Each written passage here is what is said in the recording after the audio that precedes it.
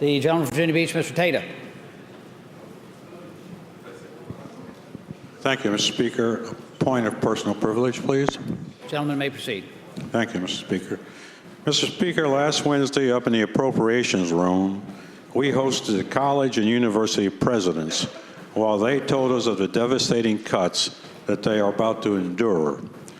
They talked about having to curtail enrollments, professors jumping ship because funds for their pet projects have been cut off, the need for more out-of-state students so they can underwrite the cost of in-state students, buildings in disrepair, lack of classroom space, concern that our elite flagship universities will drop out of the top 10 ranking of the best schools in the country.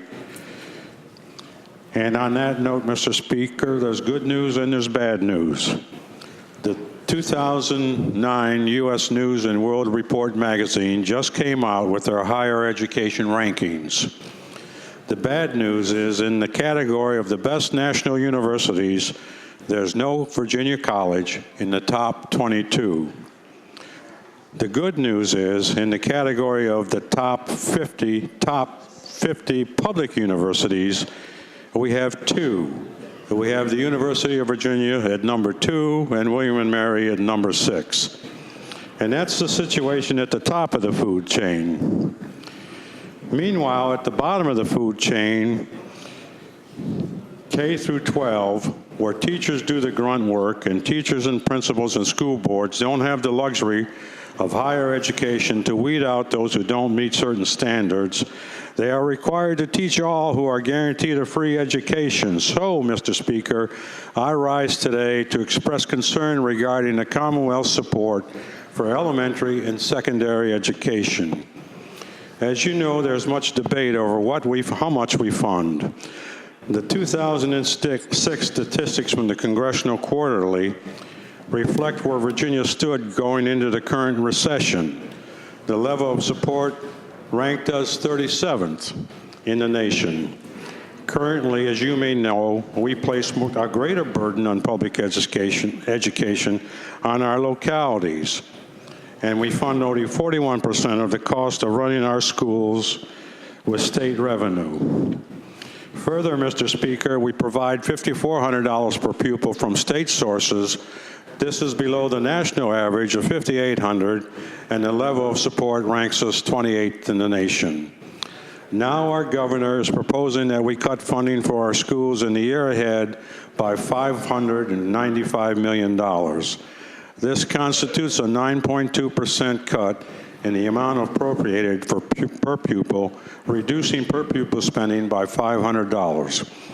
Mr. Speaker, our governor asserts these cuts will do no harm in our classrooms, but how can that be so? Included in the governor's proposal are cuts in state funding for 13,000 support positions.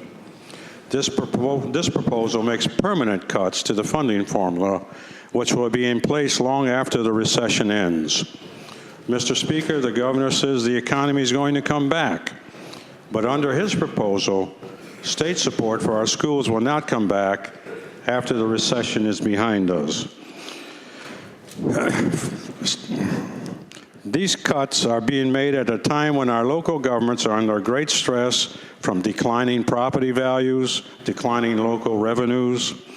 Local governments are already imposing cuts to our schools, and now these cuts offer them the second blow of a 1-2 punch and will have a dreadful impact in our classrooms.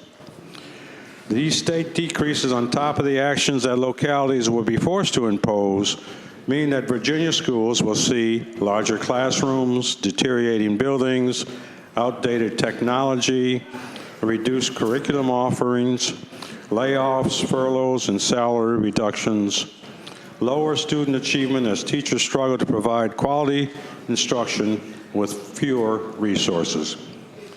Any cuts in public education funding should be minimized and of a temporary nature.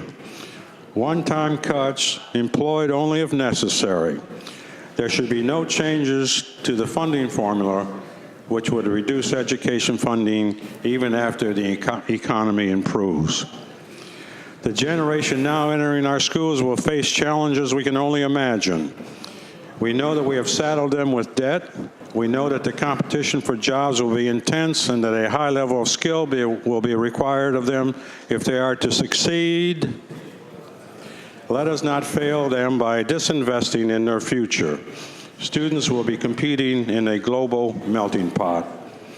Mr. Speaker, let us not put the burden of reduced resources on the backs of our overworked and underpaid teachers. Despite these handicaps, Mr. Speaker, there is mostly good news in the trenches. According to Dr. Wright, Superintendent of Public Instruction, Education Week's Quality Counts report ranks Virginia the fourth best school system in the nation this year. Last year, we were ranked fifth. Also, 95% of our public schools are fully accredited and meeting state standards for student achievement in English, mathematics, history, and science. This is the highest percentage of schools reaching full accreditation since the Commonwealth began testing over 10 years ago. Our superintendents, principals, and teachers are doing more with less. But there comes a tipping point, Mr. Speaker. Our education is one of our most valuable assets. In one of Aesop's fables, let us remember the story of the golden goose. A man and his wife had the good fortune to possess a goose which laid a golden egg every day. But they got greedy. They wanted more. They killed it because they thought it was chock full of gold. And when they opened it, it was just a goose, Mr. Speaker. Let's not kill our golden goose. Thank you. Gentlemen.